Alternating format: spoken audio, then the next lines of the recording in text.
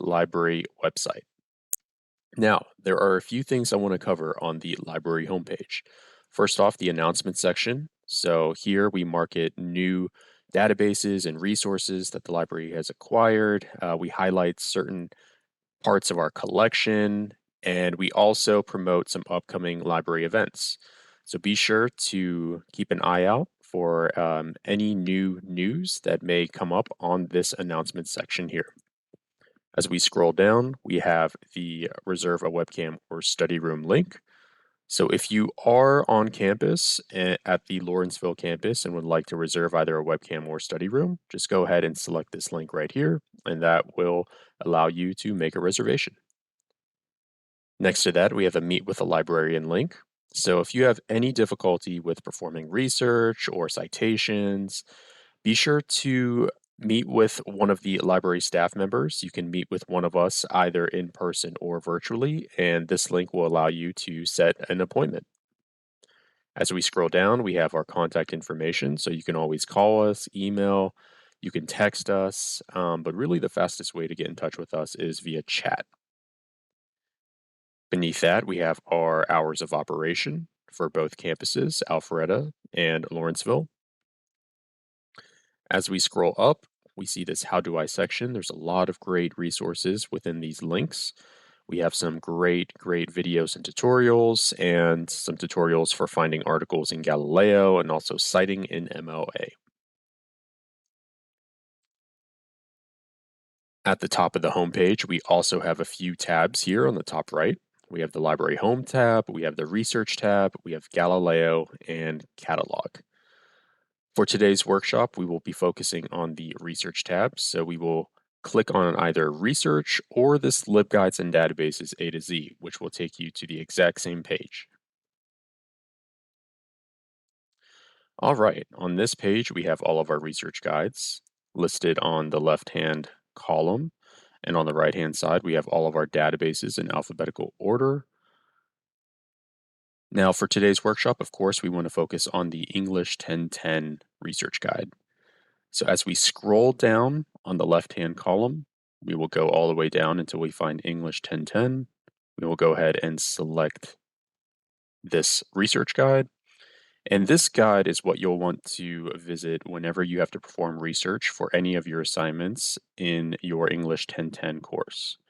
As you can see, there are multiple tabs at the top, each of which I will cover today, but I do want to take a minute to showcase the English 1010 homepage. Now, as you can see, there is a photo gallery here. The Lawrenceville Library recently underwent a very big renovation that took over a year and a half to complete. So these images are images of the newly renovated library. So if you have time to come visit us, please do so. We would love to have you here, and we're sure that you will enjoy our newly renovated space. Now, as we scroll down, there are a few key points I want to mention when it comes to performing academic research.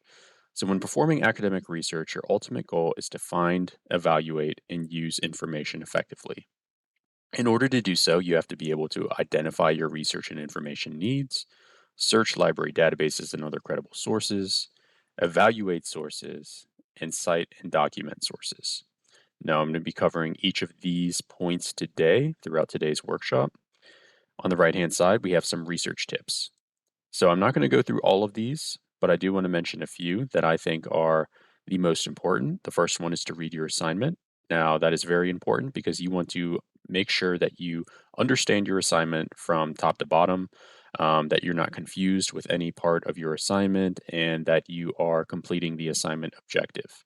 If there's any part of your assignment that you are unsure of, be sure to ask your instructor or a librarian to help clarify any points of confusion.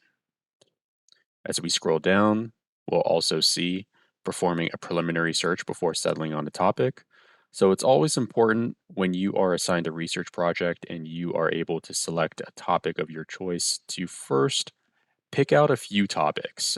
Just because if you select one topic and you start to perform research on it, you may find that there is either too much information on that specific topic for you to be able to actually find sources within, or there may be not enough sources regarding that specific topic. So if that's the case, you do want to have a few additional topics on the back burner just in case your first selection for the topic does not yield sufficient sources.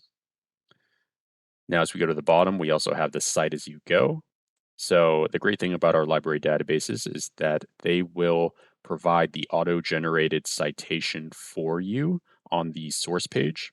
So you do not need to create a citation from scratch. All you have to do is just copy and paste the citation onto your works cited page. All right, so those were just a few of the research tips I wanted to cover today. Now we'll be moving on to tab number 2.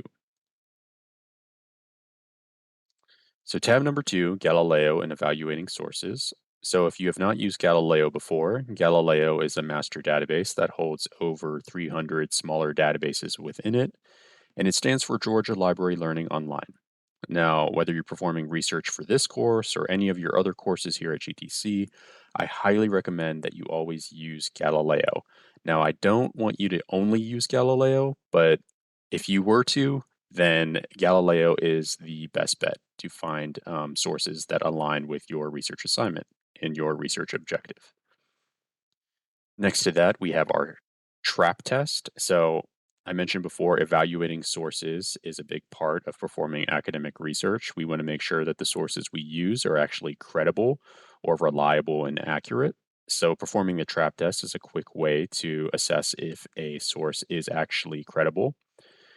So I'm not going to go through all of these today, but when you visit this page, I recommend that you read through each of these main points: timeliness, relevance, accuracy, authority, and purpose or point of view. So going back to Galileo, I'm going to perform our first search within Galileo. And for the first portion of this English 1010 workshop, I will be focusing on the first option of the research assignment, which will be teleworking. Now, when you are performing a search in Galileo, you do have two options. You have the bento search and the classic search. I will show you what the bento search looks like, just so you are familiar with it. We'll go ahead and type in Telework and hit search. All right, so the bento search divides up your sources based on the format. For example, we have a magazine section, which houses only sources that are magazines. Next to that, we have scholarly articles. If we keep scrolling down, we'll find ebooks, encyclopedias, primary sources, media, and so on. So this is the bento search. I'm going to go back to the main page and switch to classic search. Now, I really prefer using classic search, and I try to tell students to use classic search, but it's all about personal preference. I just find classic search to be a little bit more of a cleaner interface, and it's much easier to set filters using the classic search format. So I'm going to go ahead and hit search. All right. So as you can see, we have a total results list of 80,927. Now, we could just start scrolling through these sources and try to find sources that align with our assignment and our research needs. But before we do that, I highly recommend that you use three main filters, which are located on the left-hand side here. Now, there are more than three filters that you could select, but if you were to use any, I select these three. The first one being full text, the second one being peer-reviewed, and the third one being the publication date. Now, for the topic of teleworking, I will go back 5 years. So I will set it to 2018 to 2023. Now, the reason why we want to select full text is because we want to make sure that any of the sources that appear in our results list include the entire text of the source, not just an abstract or a summary. Now, the reason I selected peer reviewed, if you're unfamiliar with what peer reviewed is, it is an extensive process that takes usually around 6 to 12 months to complete, and it involves subjecting an author's work to the scrutiny of other experts in the field to see if the source is actually truly credible and suitable for publication. And of course, publication date, that's also very important. This one you want to play around with. Sometimes instructors will give you a specific date range to use when finding sources, so you'll want to follow that if that is provided. If not, you kind of want to base it on the topic you're researching. So I like to tell students if they are researching a topic such as healthcare or technology, you want to be very strict with this publication date filter because there are always new advancements going on in those fields. But if you are researching a book or a poem that was written in the 19th century, you don't have to be as strict with this filter. So it's something to just play around with. All right. So as you can see, our total results list has decreased significantly to 6,556. Now we could go ahead and select more filters here, but I will just stick with this number. And now we will start scrolling through the results list. Now, a good way to tell if a source aligns with your information needs, with your topic, is to look for your keywords or keywords if you had multiple keywords here in bold, either in the title of a source, in the description of the source, or in the subject section of the source. So again, we would be looking for telework in bold somewhere within each source. So as you can see from the first source here, we have telework in the title. So that's a first good indication that this source may align with our information needs. Now, as we scroll down, of course, I also suggest reading the title, and that will give you a big hint as to whether or not this source will align with your research needs. And really, you want to also be flexible with your keywords. So, for example, if you typed in telework and you're not finding a lot of good sources, you want to kind of look for a synonym of telework, maybe just for work from home or telecommuting instead of telework, and see what kind of results pop up using those other uh, keywords. And as you're going through results, I also recommend that if you don't find a good source within the first 5 pages of results, that's when you want to alter your keywords or your search terms and see um, if that brings up more relevant sources for your information needs. There's really not a huge need to go over the 5 page mark. It's always good to once you hit that 5 page mark, you go back to your search terms and see if you can change anything to maybe yield more relevant sources. So, just from this first title, the perspective of teleworkers on the impacts of coworkers, telework, assessing individual and organizational outcomes. This looks like it will align with our research needs, so we can go ahead and click on that. Now, on this page, this is the source page. So on this page, you will find a lot of metadata. Metadata is just information about the source. For example, the author or authors, the publisher, the publication date. And as you can see, this was published in this year in 2023. So this is very timely. So we know that we're getting the most accurate and credible information from this source. Also, we have subject terms and an abstract. So I always tell students to always read the abstract before you dive into the full text of the source, which can be accessed at the top left of this page, either in HTML full text, which just means that the text is located on this page if we keep scrolling down, or the PDF full text. So that will open up a scanned version of the original document. But before we go into that, always make sure that you read this abstract and see if this source actually aligns with your information needs. If it does, we can dive into the full text. If it doesn't, we can go back to the results page and try to find a different source. So let's say we read this summary and we decide, okay, this looks promising. This looks like it will align with my information needs. I can go ahead and dive into the PDF full text.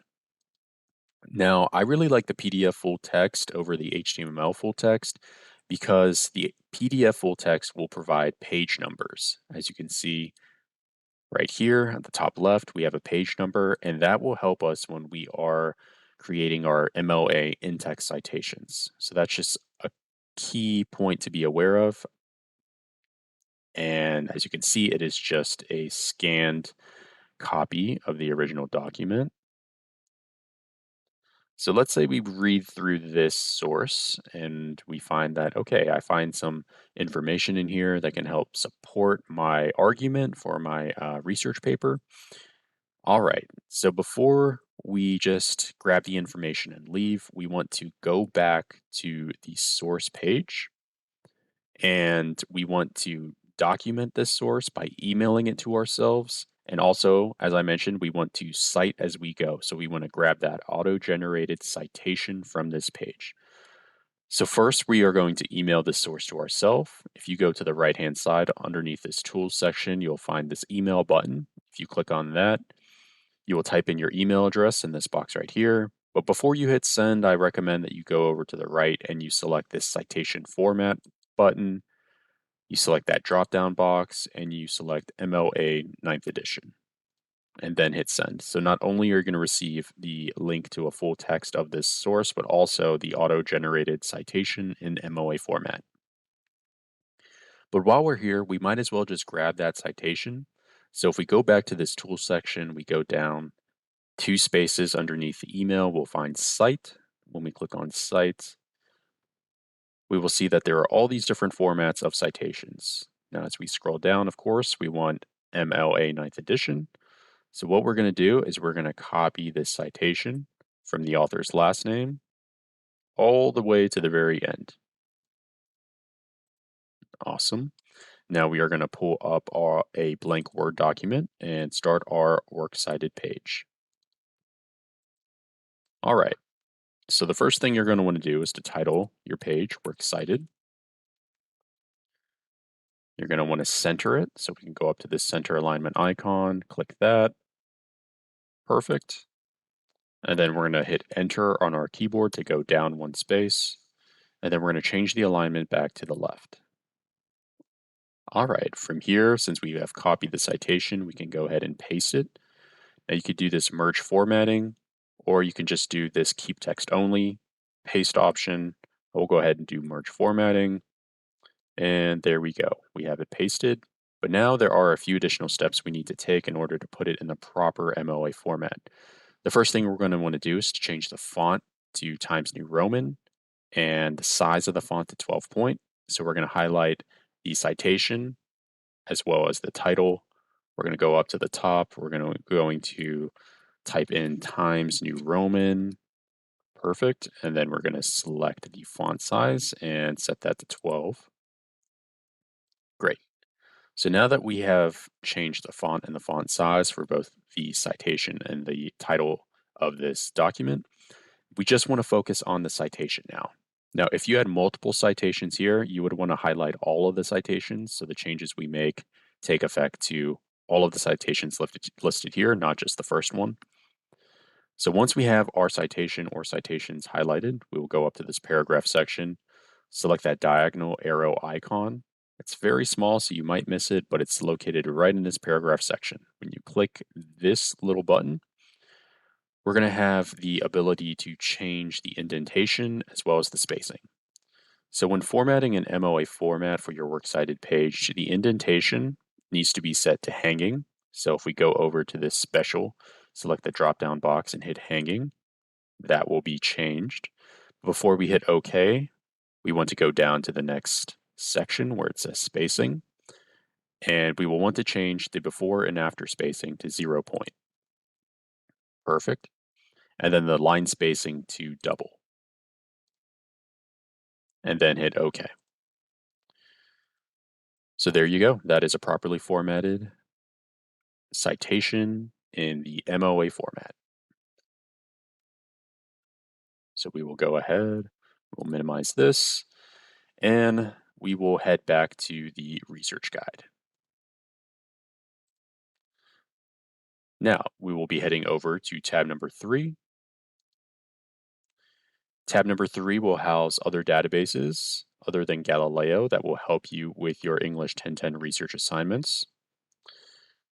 For option 1, for this research paper dealing with teleworking, your goal is to find sources that will support your reason to telework. You want to be able to convince your boss to allow you to telework. So we are going to actually head over to this opposing viewpoint scale and context.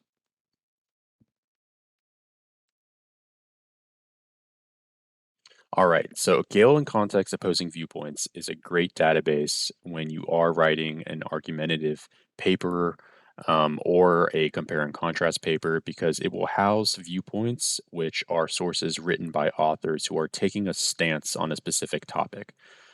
For example, we have sources that will be on the for side, so maybe they're supporting the act of teleworking, and we also have sources that will be against teleworking. So it really has both sides of a highly debated or controversial topic. So we can go ahead and we can search teleworking, but I also want to switch the search terms. So I'm going to do work from home and see what kind of results that yields.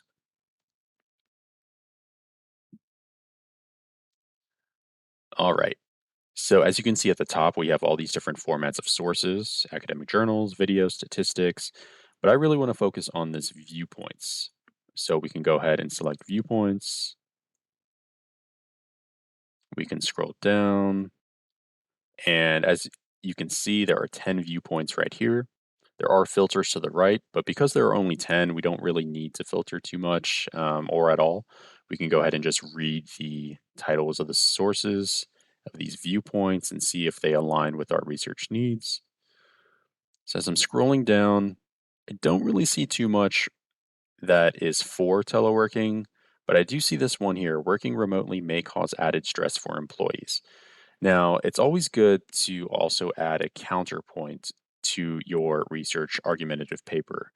That way, you can offer a rebuttal or reasons for why this against side for this specific topic, teleworking, is wrong and why teleworking is actually beneficial. So we can go ahead and we can click on this source.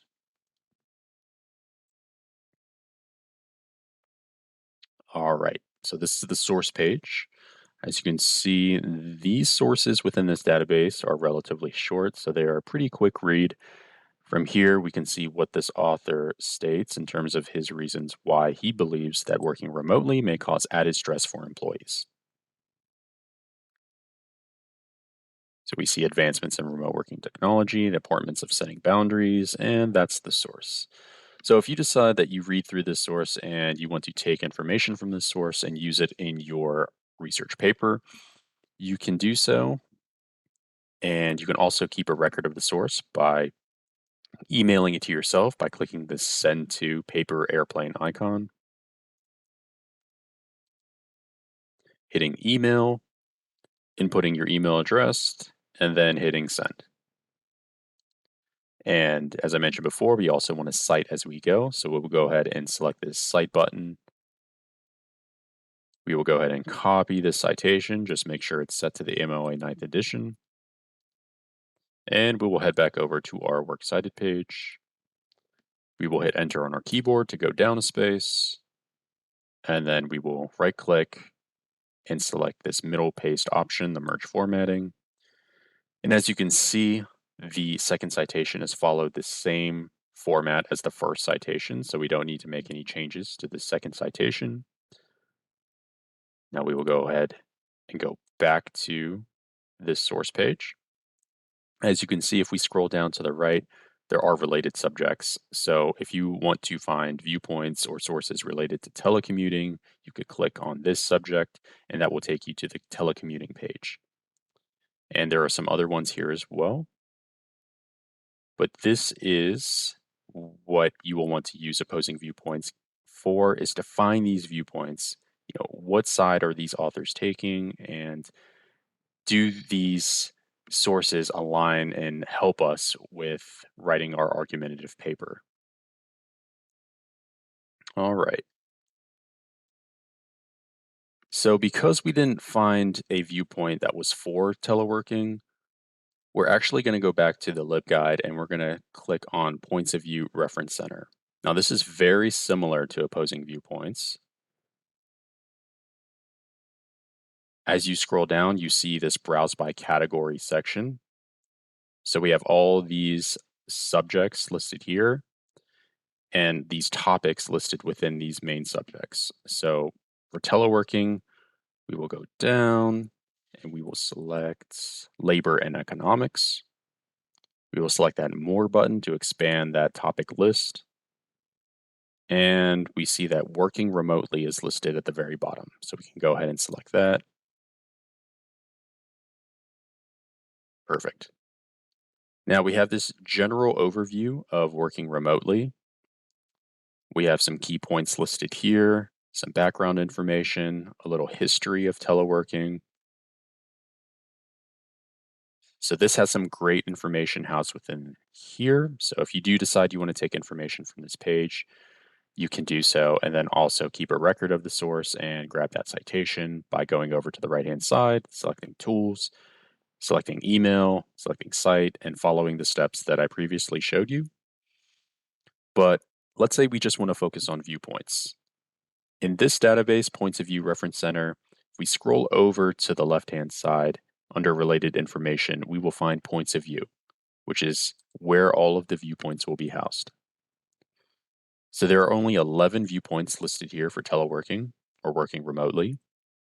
So we can go through and we can see if any of these sources take the side of being for teleworking. So we see number 4 point, remote work should be the primary mode of work long term. So we can go ahead, we can select on that because we know that it's taking the for side. And we can read through this short source and see what points this author makes as to why he or she is for teleworking. As you can see, it's a very short read, so we'll be able to decide rather quickly if we want to use information from the source. And if we do, again, we're going to go over to the right. We can email it to ourselves, but while we're here, we also want to grab that citation. So I'll go ahead and grab this citation.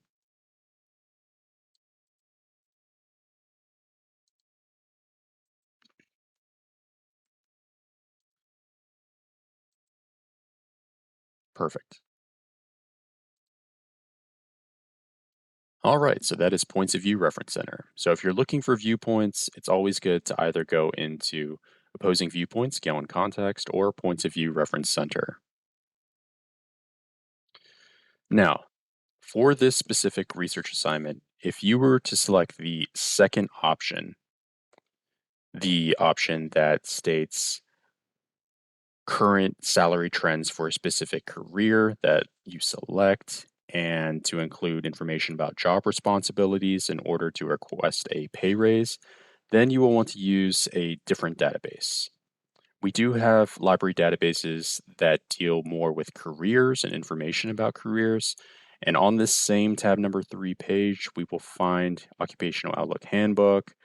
We will also find Ferguson's Career Guidance Center. So you could use either of these to find information about a career. I will go ahead and use the Ferguson's Career Guidance Center. Now, Ferguson's Career Guidance Center is a reference database for lifelong career exploration and planning, and it offers a wealth of resources for users to assess their career goals and interests. So, if you do select option number 2, I highly suggest that you go into Ferguson's Career Guidance Center. And for today's example, I will be using the career of dental assistant.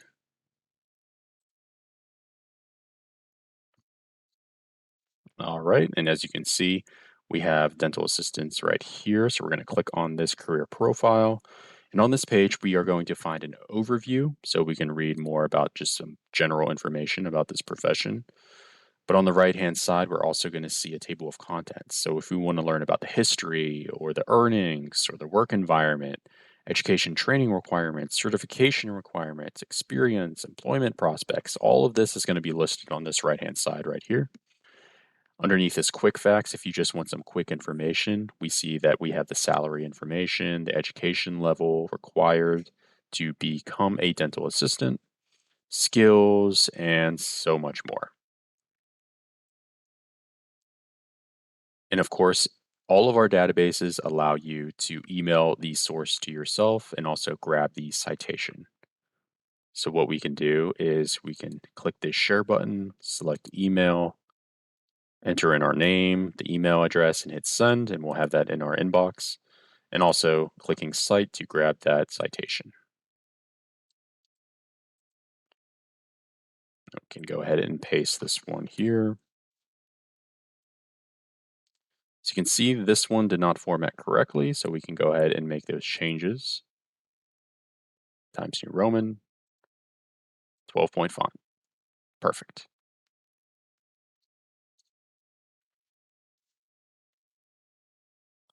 Now, for this specific assignment for option 2, you are required to find similar careers to this profession, so dental assistants, and to do so, you can select the Related Professions tab listed right here.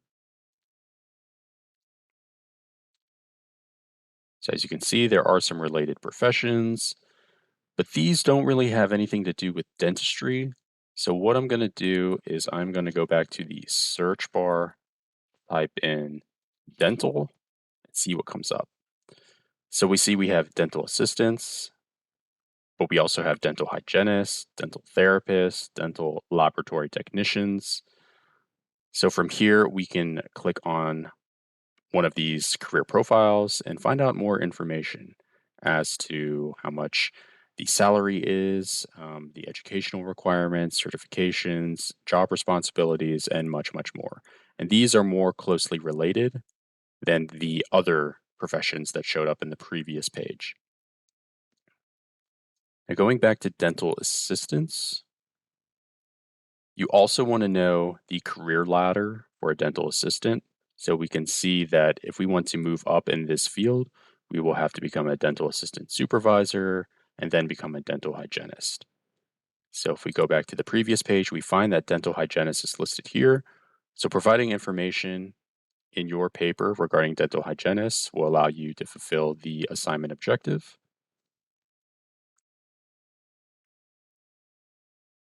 So this is Ferguson's Career Guidance Center. So if you do select option number 2, this will be very beneficial for your research. It has a lot of great information related to various careers. So be sure to check out Ferguson's Career Guidance Center. And again, that can be found in tab number 3 of the English 1010 Research Guide.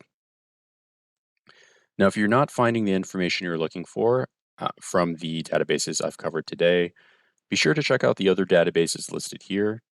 These are also databases that will help you with your English 1010 research. And moving on to tab number 4, MLA Citations. So this page will deal with MLA citations. It will have information as to what MLA really is and also the checklist listed here. So if you forget any of the steps I covered today with formatting your MLA Works Cited page, you can go to this checklist. You can see that there's hanging indent, double space, font, the points that I covered today. There's also alphabetized, so I did not mention that one, so I will go back to the Works Cited page. So the last thing you will need to do is to make sure that your sources, your citations, are in alphabetical order. Now you could put them in alphabetical order manually, but if you are using the desktop version of Microsoft Word, there is a quicker way to do that. So you'll want to highlight all of your citations. You're going to go up to the top to this A to Z drop-down menu and select OK. There we go. Now we see that dental assistants and this second citation are going before Lee and Rosen.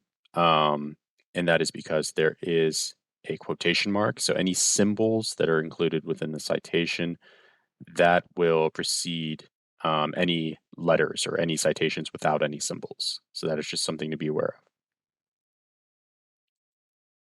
Going back to the MLA citations page, we do have some citation generators. So if you do find a source outside of the library database, you can go ahead and copy the URL of that source, of that link, open up one of these citation generators, paste that source in there, and it will automatically generate that MLA citation for you. Also, if we keep scrolling down, we have video tutorials. So we have three different videos here. All will walk you through how to properly format an MLA Works Cited page. Now, the reason why there are three videos is because each video will focus on a different software. So the first one will be Microsoft Word Desktop.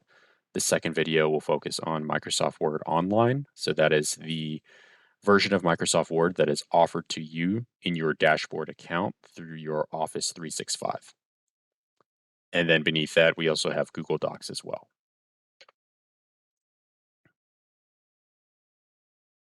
Moving on to tab number 6, we have some additional video modules listed here. So if you'd like more information about the library homepage, the library catalog, how to cite sources, if we hover over to the right, we'll find Galileo video tutorials. So finding a search in Bento, finding peer-reviewed articles, and much, much more.